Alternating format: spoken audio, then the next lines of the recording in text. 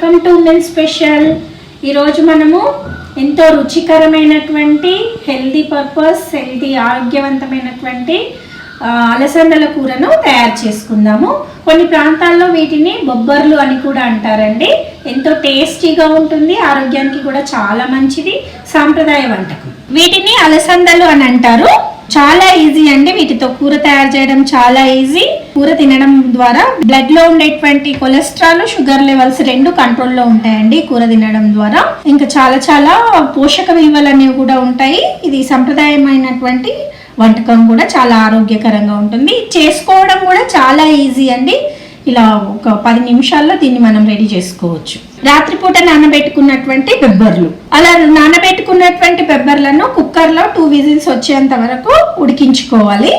ఇంతవరకు అంటే మరీ స్మాష్ అవ్వకుండా ఈ రేంజ్లో ఉండాలండి, ఇలా ఉండాలి. కూర తయారీ విధానాన్ని చూద్దాం ఇప్పుడు మనము. ముందుగా స్టవ్ వెలిగించి బాండీ పెట్టుకోవాలి. కొంచెం హీట్ అవ్వగానే ఒక 4 స్పూన్ల ఆయిల్ వేసుకోవాలి. నూనె వేడెక్కగానే ఒక ఉల్లిపాయ తరుగు వేసుకోవాలి.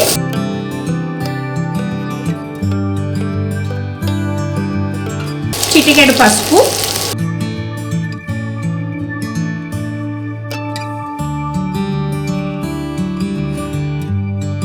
రుచికి సరిపడా ఉప్పు.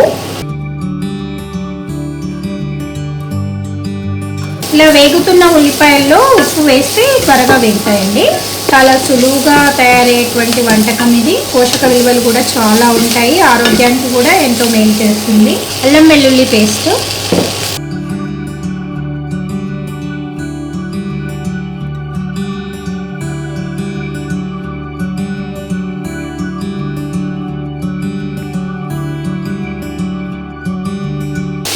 కావాలంటే ఉల్లిపాయలు వేగేటప్పుడు మనం మూత కూడా పెట్టుకోవచ్చు ఒక 2 నిమిషాలు.